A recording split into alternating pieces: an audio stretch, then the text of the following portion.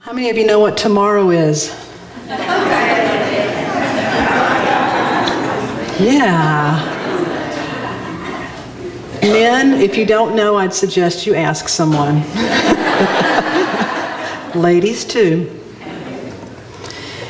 How do we bring forth the love that we are? You know, Valentine's Day is an opportunity to experience and express love that we really celebrate and express all the time, but Valentine's Day gives us an extra special reason. According to one survey, 74% of Americans actively celebrate Valentine's Day. That's huge. 52% of all marriage proposals occur on Valentine's Day. I'm curious, how many of you proposed or were proposed to on Valentine's Day? Okay, so we've got some, but not 52%. Okay, now go back a relationship. Anybody there?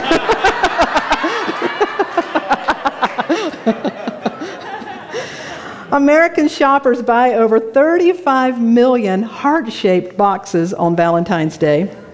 Approximately 192 million cards are exchanged. Teachers receive the most cards. A fascinating card I saw this year said, "I don't understand why Cupid was chosen to represent Valentine's Day. When I think about romance, the last thing on my mind is a short, chubby toddler coming at me with a weapon."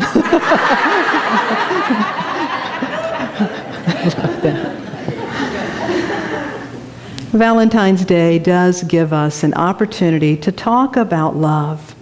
You know, in the English language, when we use the word love, we use it so frequently. For example, we say things like, "I love chocolate. I love pizza. I love these purple chairs. I love that the sun is shining. I love Cerny's piano playing. And I love you with all my heart." We say love for all of those different things. And the word love is easily used to convey our likes or our dislikes, our feelings, our affections. Love is also a virtue. It's an action, an attitude that's based in compassion. We understand love as the opposite of hate or of fear, and has been read earlier by Giselle. We know God is love. No matter what religion that you may explore, any spiritual tradition is going to point you to their experience of love. Love is the cornerstone and the centerpiece. It is the most highly sought after experience because it is the yoga, it's the union with the one, with all that is, with God. When Jesus, a master teacher, an enlightened being who said that we were here to do the same thing, to become what he was, when he was asked, "What is the greatest commandment?" he said, "The entire spiritual law could be summed up like this. You shall love the Lord your God with your whole heart, your whole mind, your whole soul. And you shall love your neighbor as yourself." If you contemplate on that, it does not leave any wiggle room. To love the creative presence, to love all of creation, and to love yourself, that includes everything. Love is the centerpiece. You can easily sum up the law. Unity's poet James Dillett Freeman wrote, "The heart has no deeper longing than to utter or hear uttered the words, 'I love you.' They are like sight of land to a sailor long adrift. We pursue many ends, pleasure and power, riches and knowledge, health and fame. And they are worthy ends, but without love they are little more than a child's toy. For above all, love is a sharing, a connecting. Love is a power, a presence, a movement.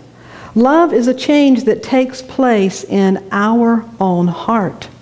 Sometimes it may change others, but it always changes us. Love always changes us."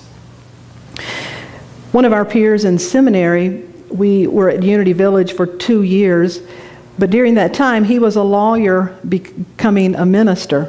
And so his family and his children remained in his home state of Texas, and once a month, and then every time we had a break, he would fly home to be with his family. During one of his breaks, he was at home and he was almost graduated, and his children and all the other kids knew where Rudy's, all his children knew that he was off becoming a minister.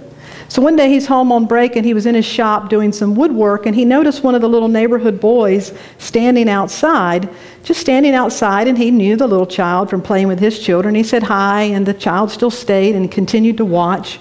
And he said, "Do you have an interest in woodworking?" And the little boy said, "No, I just want to see what a preacher says when he hits his thumb with a hammer."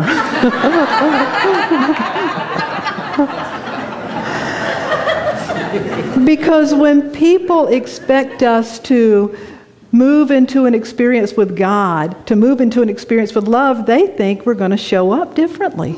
There comes some expectations about how one would conduct ourselves when we make a commitment to love and to be loved, to be that commitment. The Gospel of Thomas is one of the Gospels that was just found in 1945 in Egypt. It's part of what's called the Nag Hammadi Gospels, and many believe that these are some of the most authentic teachings of Jesus because they have gone through less editing. And so the Gospel of Thomas, it starts off saying, "These are the secret words which the living Jesus spoke."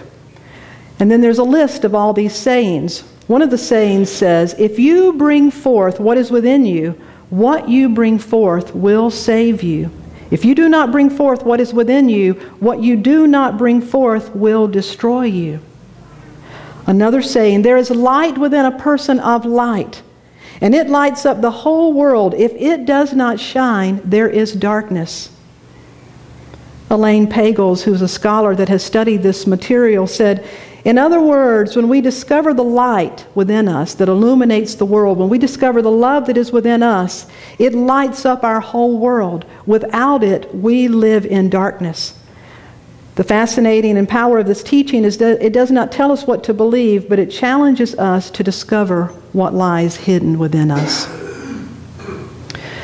A number of years ago when I started meditating, and for those of you that meditate, you probably have had this experience, when you learn how to just empty your mind.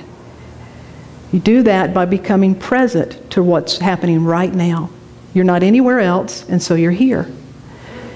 When I first started learning to do this and would empty my mind, what begins to happen is you quite often will have a memory that maybe you didn't even know. Sometimes I've had memories and gone back and asked my mother, and they were accurate things that happened when I was just weeks or months old.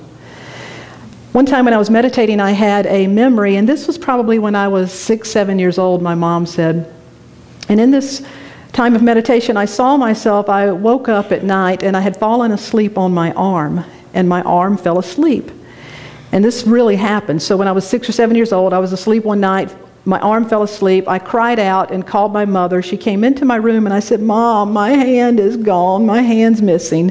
She said, "No, it's not, honey. It's just asleep." "No, I can't feel it. It's gone. It's gone." She scooped me out of bed, took me down the hall to where we had a night light. She sat on the floor and she sat me in her lap and she began to rub my hand. And the feeling began to come back. Now, I remembered that in meditation, and when I did, this huge presence of love came through, and I got it. It's as if the universe was telling me, "Darlene, that's like your life. You're asleep. There's parts of you that is not yet awake. And throughout the experience of life, it is love that lifts you up and out of that circumstance and brings you into a space of light. And in this light, the feeling, the love, the truth of who you are begins to awaken." That's the power and the presence of love. So how do we bring forth the love that we are? Liz was a school teacher in a public school system. It was in a rural area, a relatively small school. She taught art to K through 5th graders. At the beginning of this school year, a new family came in. It was a brother in the 5th grade and a sister in kindergarten. And the brother was this new 5th grader came in, and he had been held back a couple of years, so he was old enough to be a 7th grader. He was much bigger than the other children. He was a bully. It was just creating havoc for everyone. He had terrible hygiene. Liz said that it was just making everyone's life miserable in the whole school because Tommy was just a terror.